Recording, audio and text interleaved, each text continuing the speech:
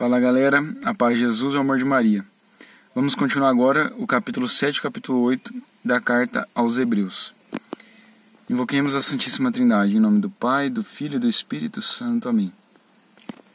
Esperai no Senhor as nossas ações e ajudai-nos a realizá-las, para que em vós comece e para vós termine tudo aquilo que fizermos, por Cristo Senhor nosso. Amém. Vamos lá então na página 1531. Capítulo 7, versículo 1.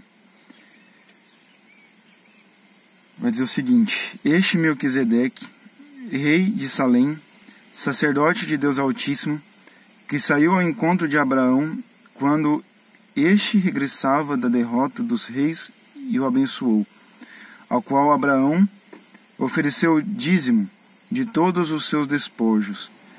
É conforme em seu nome indica, primeiramente, Rei de Justiça, e depois Rei de Salém, isto é, Rei de Paz.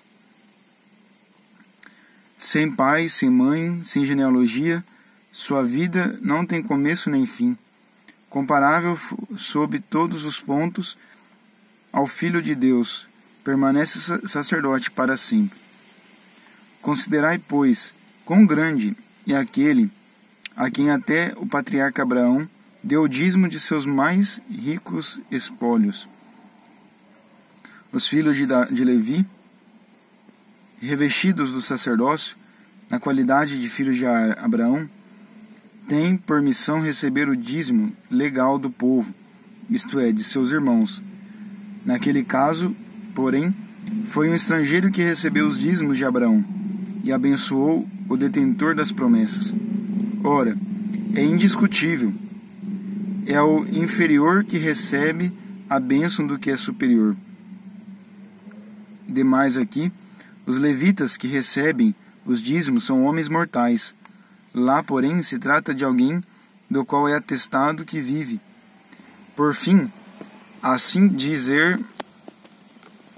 por assim dizer, também Levi, que recebe os dízimos, pagou-os na pessoa de Abraão,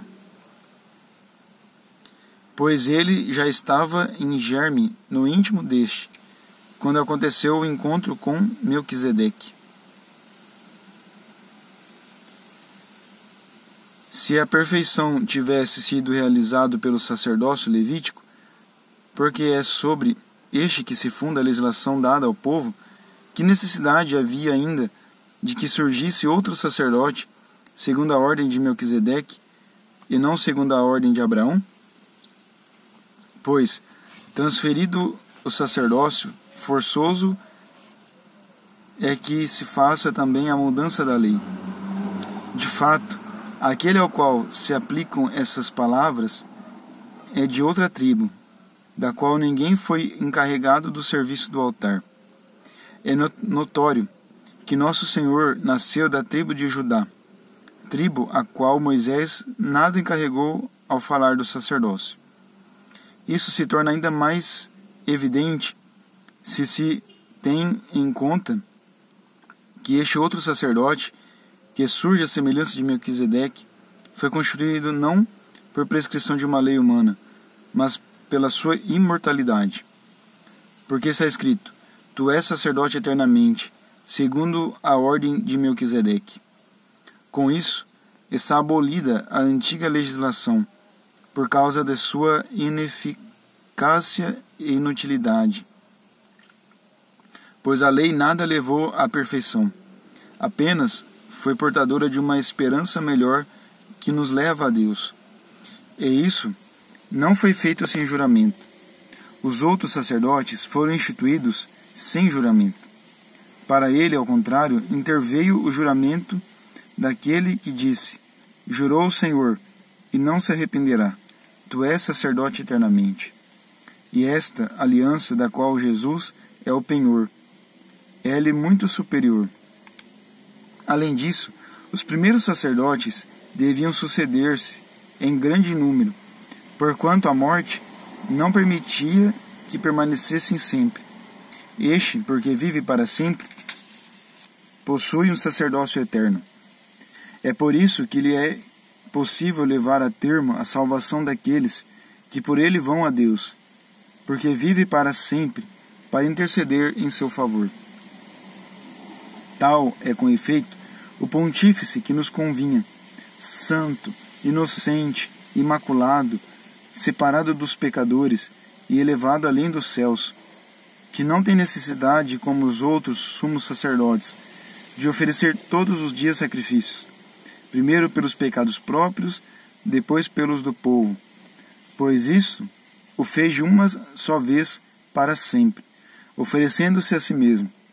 Enquanto a lei elevava ao sacerdócio homens sujeitos às fraquezas, o juramento que sucedeu à lei constitui o Filho que é eternamente perfeito.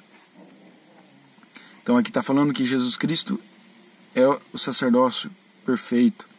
Não é como aqueles sacerdotes lá da linhagem de Levi, que eram pecadores, que tinham que oferecer todos os dias sacrifício. Não, Jesus se ofereceu uma vez por todas na cruz.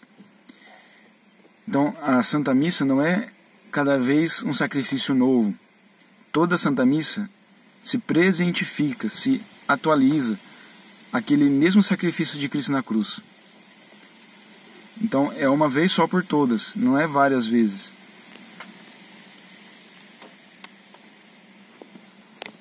Agora vamos para o capítulo 8.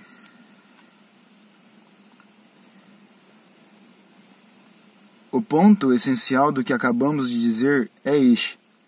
Temos um sumo sacerdote, que está sentado à direita do trono da majestade divina nos céus, ministro do santuário e do verdadeiro tabernáculo, erigido pelo Senhor e não por homens. Todo pontífice é constituído para oferecer dons e sacrifícios. Portanto, é necessário que ele tenha algo para oferecer. Por conseguinte, se ele estivesse na terra, nem mesmo sacerdote seria, porque já existem aqui sacerdotes que têm a missão de oferecer os dons prescritos pela lei. O culto que estes celebram é, aliás, apenas a imagem, sombra das realidades celestiais, como foi revelado a Moisés, quando estava para construir o tabernáculo. Olha, foi-lhe dito, faze todas as coisas conforme o modelo que te foi mostrado no monte. Ao nosso sumo sacerdote, entretanto, compete ministério tanto mais excelente, quanto ele é mediador de uma aliança mais perfeita, selada por melhores promessas, porque se a primeira tivesse sido sem defeito, certamente não haveria lugar para a outra. Ora, sem dúvida, há uma censura nessas palavras.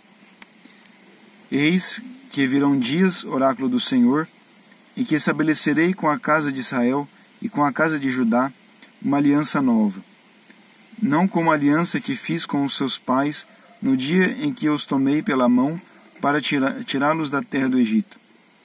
Como eles não permaneceram fiéis ao pacto, eu desinteressei deles, oráculo do Senhor. Mas esta é a aliança que estabelecerei com a casa de Israel. Depois daqueles dias, imprimirei as minhas leis no seu espírito e as gravarei no seu coração. Eu serei seu Deus, e eles serão meu povo.